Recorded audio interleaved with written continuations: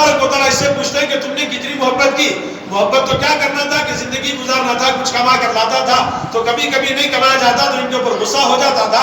تو اللہ تبارک و تعالیٰ کہتے ہیں کہ تمہارا عمل غلط تھا, جس کی وجہ سے زندگی جتنے تم ان کے ساتھ کاٹے ہو جتنے دن, اتنے دن تک تم نے گناہ کا کام کیا ہے, لہٰذا تمہیں جنت کے بدلے میں اللہ تبارک و تعالیٰ جہنم میں منتقل کر دیتا ہے. سوچو, ہم اپنے بچوں کے لیے جنت خرید رہے ہیں کہ جہنم خرید رہے ہیں؟ اب یہ ایک چیز ہوگی. اب اس کے بعد ہوتا کیا ہے کہ شادی کی تاریخ طے ہو گئی. شادی کی تاریخ سے پہلے ہم بہت سارے رسم کرتے ہیں. ایک ہلدی کا رسم ہوتا ہے, ایک تیل چڑھائی ہوتی ہے, ایک مہندی کا رسم ہوتا ہے. عجیب عجیب رسمیں ہمارے گھروں کے اندر آ گئی. یہ تمام رسمیں غیروں کی زندگیوں سے ہمارے گھروں میں داخل ہو گئی.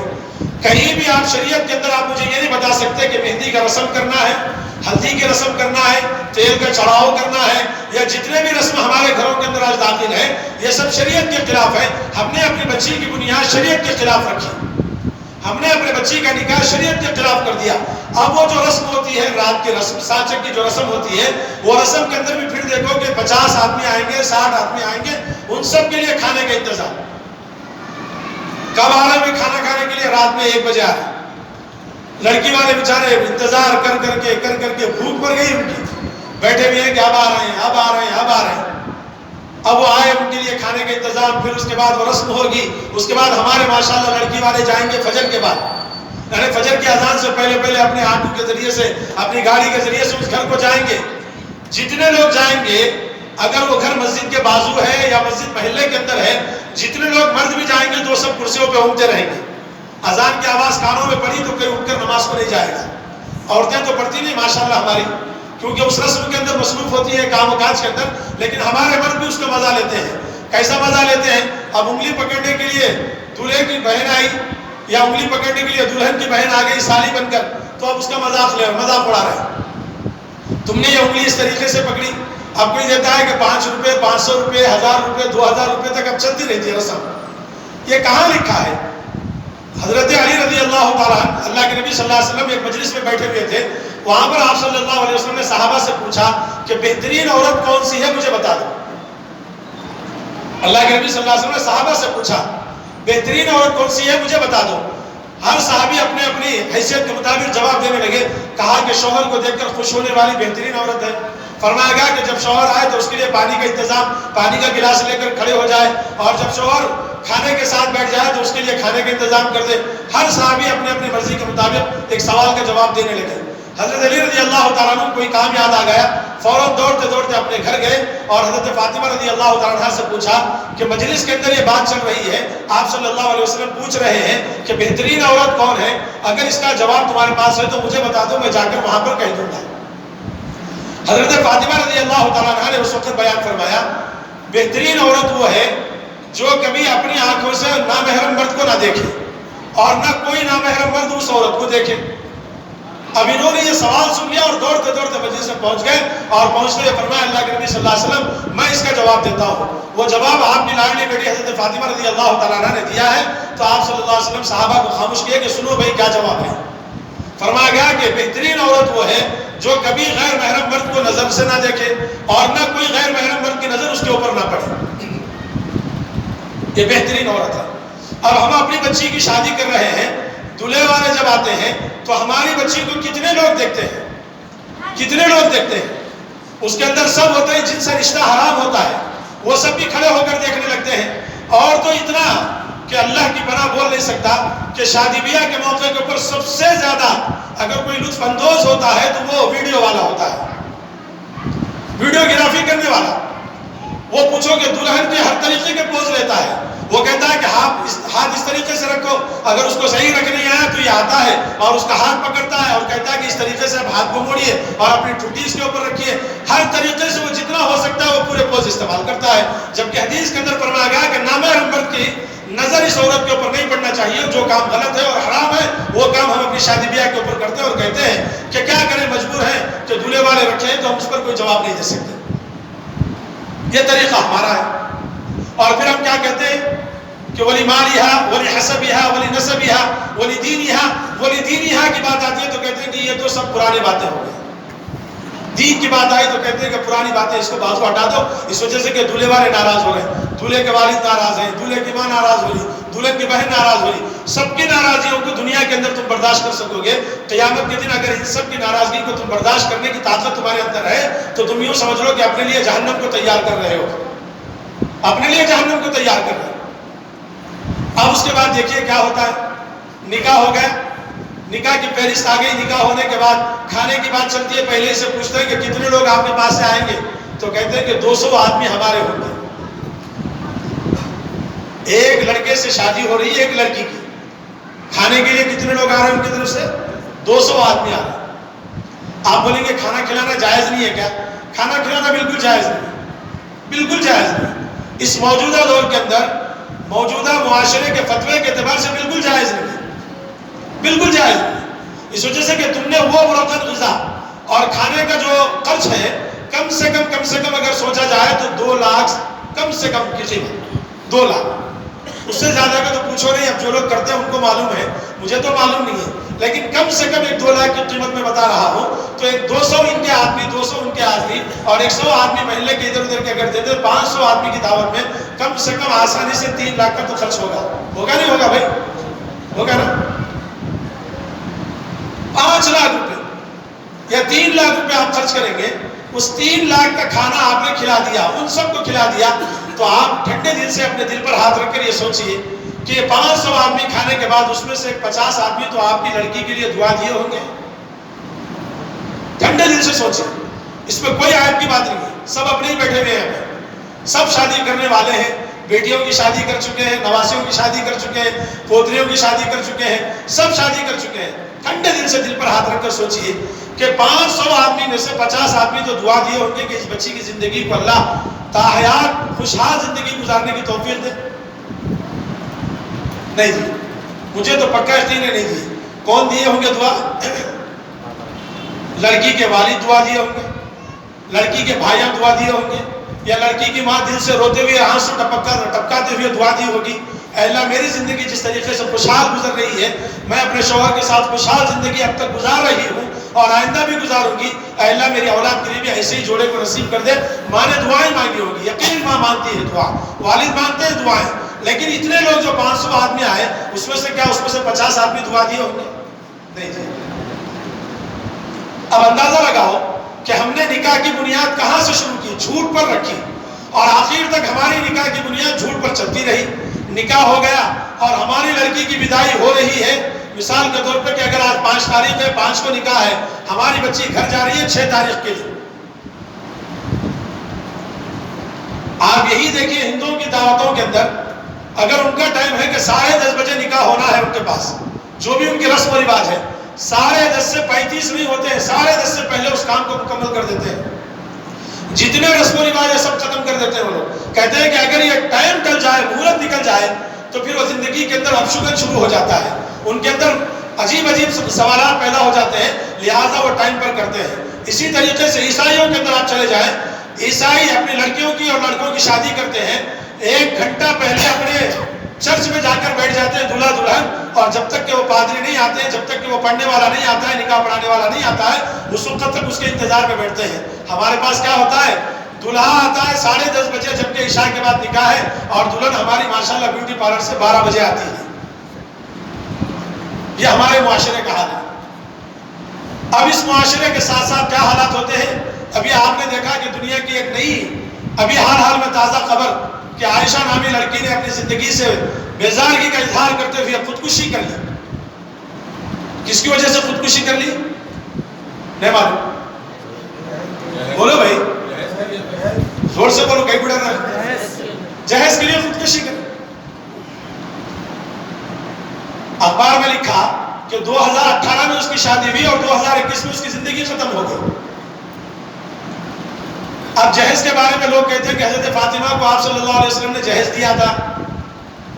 قرآن کی کسی آیت میں مجھے ثابت کر کے بتا دیجئے کہ لڑکی کو جہیز دینے کے بارے میں کہیں لکھا ہے. دارالعلوم دیوبند کا فتویٰ آج ہی آیا، کل آیا اس کا فتویٰ. اس فتوے کے اندر یہ لکھا ہے کہ لڑکی کے والد کو کسی قسم کا صرف کپڑوں کے علاوہ کوئی چیز دینے کا حکم نہیں ہے. کوئی چیز دینے کا حکم نہیں ہے. زیور وہ سنوارنے کے لیے، اس کی زندگی کے کام آنے کے لیے زیور دینے کا حکم ہے۔ جتنا سامان ہم ٹرک بھر بھر کر دیتے ہیں، گاڑیاں بھر بھر کر دیتے ہیں، اتنی زیادہ حرص ان کے اندر بڑھتے رہتی ہے۔ ارے یہ چیز نہیں دی، ارے وہ ٹیبل فین دیے، وہ تو آج کل چل رہا نہیں ہے، لمبا فین دینا چاہیے۔ اے سی دیے تو کہتے ہیں کہ یہ کمپنی کی اے سی دی ہے، وہ کمپنی کی چاہیے تھی، وہ کمپنی بند ہو کر زمانہ ہو گیا۔ ارے بھائی آپ کے پاس ہے، آپ دے رہے ہیں، ماشاءاللہ آپ کا رزق ہے، آپ دے رہے ہیں، یہ نہیں اس سے اچھی چیز دے سکتے ہیں، لیکن آپ جو دے رہے ہیں اس کی ہر خواہش کو پوری کر رہے ہیں دنیا کے اندر، تو آپ یاد رکھیں کہ وہ مرتے دم تک آپ کی بیٹی کو اسی طریقے سے کھاتا رہے گا، اسی طریقے سے کہتا رہے گا کہ کبھی ہکال دے گا، کبھی لے جا کر زبردستی چھوڑ دے گا، اور وہ کہتی ہے کہ میں آنا چاہتی ہوں، تو کہتے ہیں ابھی مت آؤ، جب تک یہ چیز لے کر نہیں آئے اس وقت تک مت آؤ۔ بیچاری بچی جو ہے غم کے مارے اپنی زندگی کی گھٹن رہتی ہے، اور کہتی ہے کہ ماں باپ کو بھی نہیں کہہ سکتی کہ ماں باپ نے میری شادی کے اوپر 10 لاکھ 12 لاکھ 15 لاکھ خرچ کر دیے، اب اس کے باوجود اور کہاں سے خرچ کریں گے؟ اس وقت ہم سب کو غور و فکر کرنا ہے۔ جب یہ واقعہ پیش آیا، اس واقعے کو سوشل میڈیا کے ذریعے سے پوری دنیا کے اندر عام کر دیا گیا، کیونکہ وہ مسلمان تھی، اور مسلمانوں کا کوئی کام اگر سوشل میڈیا پر آ جائے تو منٹوں کے اندر اس کو پوری دنیا کے اندر پھیلایا جاتا ہے۔ اس وجہ سے پھیلایا جاتا ہے تاکہ دین بدنام ہو سکے، تاکہ مسلمان بدنام ہو سکے، تاکہ مسلمان معاشرے کے اندر بدنامی کا سبب بن سکے، یہ سمجھ کر اس کو کیا جاتا ہے۔ اور اگر کوئی اچھا کام مسلمان کرتا ہے، وہ سوشل میڈیا پر آتا ہے تو اس کو دبا دیا جاتا ہے، اس کو عام نہیں کرتے ہیں، اس وجہ سے کہ پوری دنیا کے لیے مثال بن جاتے ہیں۔ قرآن کریم کی اس آیت میں اللہ تبارک و تعالیٰ کہتے ہیں کہ یا ایھا الذین آمنوا اتقوا اللہ حق تقاتہ ولا تموتن الا وانتم مسلمون۔ اور ہم کیا کہتے ہیں کہ ہماری بنیاد جھوٹ کے اوپر ہم نے رکھی، اور ہم نے ہر قسم کی ان کی خواہشات کو پوری کرتے رہے۔ کہا گیا کہ نہیں بھائی یہ کپڑے نہیں پہنتا بچہ ہمارا۔ کون سے کپڑے پہنتا بھائی؟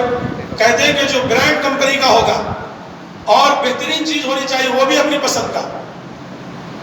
ارے بھائی جوڑے کے اندر کتنے لیا؟ آپ پوچھتے ہیں کہ 5 لاکھ لیا، 5 لاکھ لینے کے باوجود بھی ابھی کپڑوں کی ہرس باقی ہے، دلہن والے کپڑے دلانا۔ کون سے کپڑے دلانا بھائی؟ ایک جوڑا شادی کا، شیروانی اس کی پسند کی، جوتا اس کی پسند کا۔ اس سے پوچھو کہ زندگی میں تم نے اتنا قیمتی کپڑا کبھی خرید کر پہنا ہے؟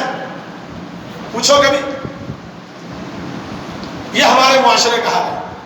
یہ ہمارے اندر جو برائیاں ہیں، ان برائیوں کو ہم جب تک خالی نہیں کریں گے، نکالیں گے نہیں، اس وقت تک یہ حالات ایسے ہی بنتے رہیں گے۔ ایک لڑکی نہیں، ایسے ہزاروں لڑکیاں پریشان ہیں شادی کرنے کے بعد، ہزاروں لڑکیاں پریشان زندگی گزار رہی ہیں، اولاد ہو رہی ہے، اگر اولاد بننے والی ہے، ماں بننے والی ہے، اب اس کے بعد سے پوچھو نا، 3 مہینے سے شروع ہو گیا دواخانے کی چکریں، ماں باپ لے جا رہے ہیں دواخانے کو، بتا رہے ہیں ہزاروں روپے دواخانے کو خرچ ہو رہے ہیں، اور جب ڈیلیوری کا وقت آیا تو بولتے ہیں کہاں کرانا؟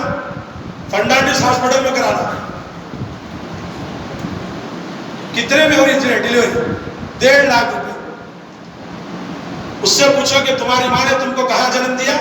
گھر کے اندر جنم دیا یا گورنمنٹ ہاسپٹل میں جنم دیا؟ اور تمہارا کیا ڈیمانڈ ہے کہ تمہارے جب لڑکا پیدا ہوگا، لڑکی پیدا ہوگی تو فرنانڈس ہاسپٹل کے اندر ہونا، کیونکہ وہی بہترین ہونے والا ہے۔ وہ مقصد نہیں ہے کہ ان کے 1.5-2 لاکھ روپے خرچ کرنا، یہ مقصد ہے سر۔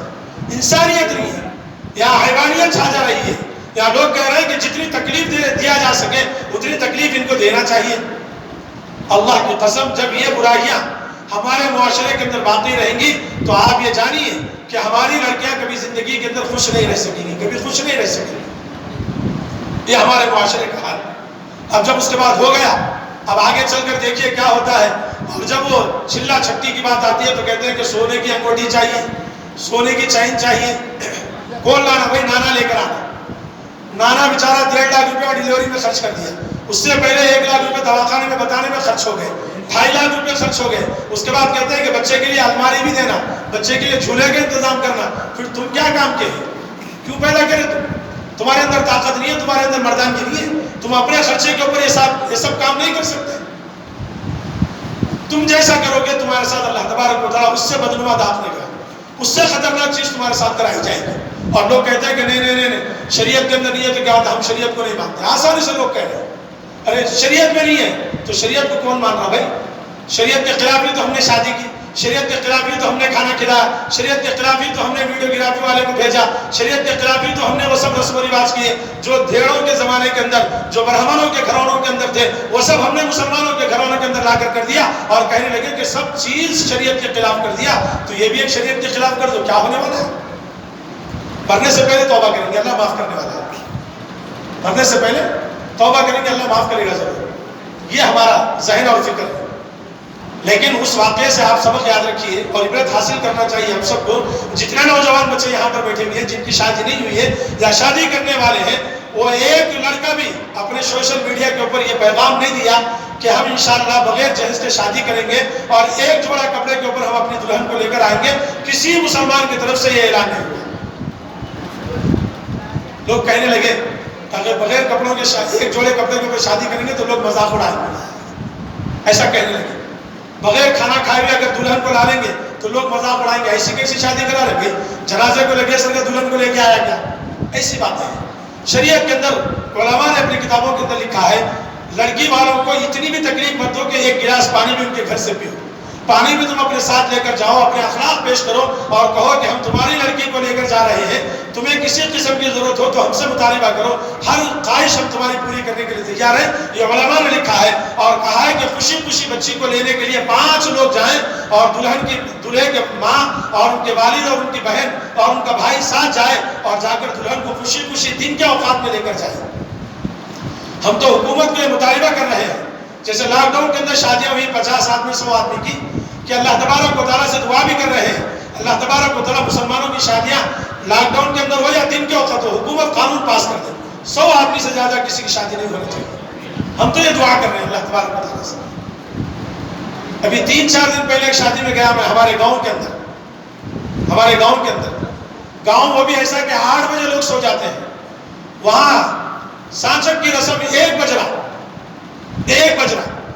بجے تک گھر کے پورے مرد باہر بیٹھے ہوئے ٹھنڈی ہوا کے اندر. اس میں سے ایک بزرگ آدمی جا کر دولہے والوں سے کہہ رہے ہیں رات کا 1 بجنا تو کہتے ہیں کہ 1 تو ابھی شروع ہوا 5 بجے تک یہ رسم چلے گی. تو اس میں سے دوسرے نے کہا یہ شہر نہیں ہے، یہ گاؤں ہے. گاؤں کے اندر لوگ 8 بجے سوتے ہیں، صبح 5 بجے اٹھ جاتے ہیں. تم جیسے نحوست والے لوگ اگر گاؤں کے اندر داخل ہو کر شادی کریں گے تو پورے گاؤں کے اندر نحوست طاری ہو جائے گی. تو ان کو جب یہ بات بری لگی تو آدھے گھنٹے کے اندر وہ رسم ختم کر کے چلے گئے. یہ ہمارے معاشرے کا حال ہے، سمجھنے کے لیے تیار نہیں. جمعگی کا موقع آ گیا، جمعگی ہے تو کہتے ہیں کہ دولہے کا بڑا بھائی کہتا ہے کہ ہمارا بھائی ایسے ویسے کپڑے نہیں پہنتا. کیسے پہنتا بھائی؟ اس کے مرضی کے مطابق ریڈی میڈ کپڑے دلا رہا. گاؤں کے اندر ریڈی میڈ کی دکانیں ملتی. مطالبہ دیکھو کیسا ہے اللہ کی پناہ. یہ ہمارے معاشرے کا حال ہے، ہماری برائیاں ہیں. اور اگر وہ خواہش پوری نہیں کرے تو ناراضگی شروع ہو گئی. اب وہ ناراضگی کب تک جھیلیں گے یہ سوچ کر سسرال والے دب کر ہر خواہش ان کی پوری کر دیتے ہیں. لیکن یاد رکھو کہ قیامت کے دن اللہ تبارک و تعالیٰ ان کے ان تمام کاموں کے عوض میں جہنم میں منتقل کر دے گا. اسی لیے حدیث کے اندر فرمایا کہ ولی دین یہاں دین کے اعتبار سے بچی کو نکاح کرو اور بچے کے بارے میں صحیح طور پر تحقیق کر لیا کرو. 2 بات اور کر کے ختم کروں گا. تحقیق کے اعتبار سے یاد آ گئی، ہم تحقیق کہاں کرتے ہیں؟ ہوٹل کے پاس. کہاں تحقیق کرتے ہیں؟ ہوٹل پر.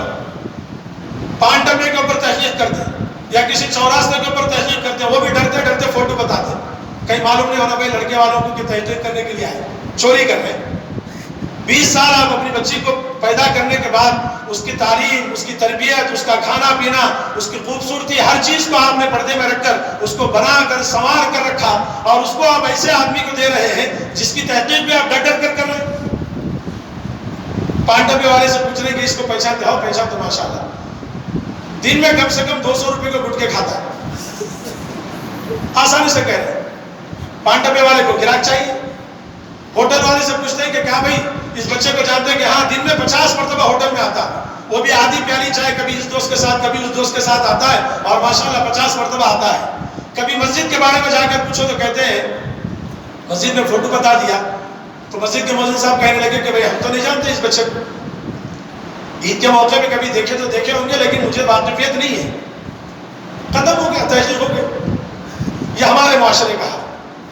اس کی تحقیق ایسا کرو جیسا کہ وہ لوگ ہماری تحقیق کرتے ہیں کہ لڑکی والوں کی کہ کتنے پیسے والے ہیں، کتنے بزنس مین ہیں، کتنا بینک بیلنس ہے ان کا بچہ کون سے ملک میں کام کر رہا ہے، کون سی فیکٹری میں کام کر رہا ہے، ماہانہ تنخواہ کیا ہوگی. یہ سب جو تحقیق لڑکی والوں کی وہ لوگ کرتے ہیں، لڑکے والوں کی اس سے اور زیادہ کرنا چاہیے. پوری تحقیق تہ تک پہنچنا چاہیے. کہیں ان کے خاندان کے اندر کوئی روڈی شیٹر تو نہیں ہے، کہیں ان کے خاندان کے اندر کوئی زانی تو نہیں ہے، کہیں ان کے خاندان کے اندر کوئی قتل کرنے والا تو نہیں ہے. یہ تحقیق کرو. یہ تحقیق ہم نہیں کرتے، نہیں رشتہ ٹوٹ جائے گا. ٹھوکر مارو ایسے رشتے کو لات مارو، اللہ تبارک و تعالیٰ پر یقین رکھو کہ اللہ تعالیٰ اس سے بہترین رشتہ نصیب کرے گا۔ ہماری لڑکیوں کو اللہ نے پیدا کیا، قرآن میں کیا کہا؟ وَمِنْ آيَاتِهِ أَنْ خَلَقَ لَكُم مِّنْ أَنفُسِكُمْ أَزْوَاجًا لِتَسْكُنُوا إِلَيْهَا وَجَعَلَ بَيْنَكُم مَّوَدَّةً وَرَحْمَةً۔ فرمایا گیا کہ جب تحقیق کے اندر تم کو یہ معلوم ہو جائے کہ یہ غلط ہے، ان کا خاندان غلط ہے، تو تم اس کی فکر کرنے کے بجائے اس کو ٹھوکر مارو، اللہ تبارک و تعالیٰ دوسرا انتظام کر دے گا۔ یہ کام ہم کو کرنا چاہیے، ہم یہ نہیں کرتے، اور کہتے ہیں کہ نہیں چلنے دو، ہو رہا ہے رشتہ، ہو رہا ہے شادی ہو رہی ہے تو کر دیں گے۔ اللہ تبارک و تعالیٰ سے دعا کیجیے کہ اللہ تبارک و تعالیٰ مجھے اور آپ ہم سب کو ان باتوں پر سننے سے زیادہ عمل کی توفیق عطا فرمائے۔ آخر میں ایک دو شعر سماعت فرمائے، اس کے بعد انشاءاللہ ایک اعلان ہوگا، اس اعلان کے بعد سنتیں پڑھیں گے۔ زندگی یوں ہی بہت کم ہے محبت کے لیے، زندگی یوں ہی بہت کم ہے محبت کے لیے، روٹ کر وقت گنوانے کی ضرورت کیا ہے؟ ناراض ہو کر زندگی گزارنے، کیا فائدہ ہے ناراض ہو کر؟ فرصت زندگی کم ہے محبتوں کے لیے، فرصت زندگی کم ہے محبتوں کے لیے، لاتے ہیں کہاں سے وقت لوگ نفرتوں کے لیے۔ زندگی گزارنے کا وقت ہی نہیں ہے، لیکن نفرتیں بھر بھر کر زندگی گزار رہے ہیں، یہ اچھی چیز نہیں ہے۔ ان چیزوں سے خاص طور پر خیال رکھیے۔ ہم اگر کسی کو ناراض کر رہے ہیں تو تم سے ناراض اللہ ہوگا، جب تم سے ناراض اللہ ہوگا تو تمہاری زندگی ختم ہو جائے گی۔ دعا فرمائیے اللہ تعالیٰ ہم سب کو عمل کی توفیق عطا فرمائے۔ آخر میں ایک اعلان سماعت فرمائے۔ مدرسہ تعلیم الدین، یہ راج نرسمہ کالونی عبدو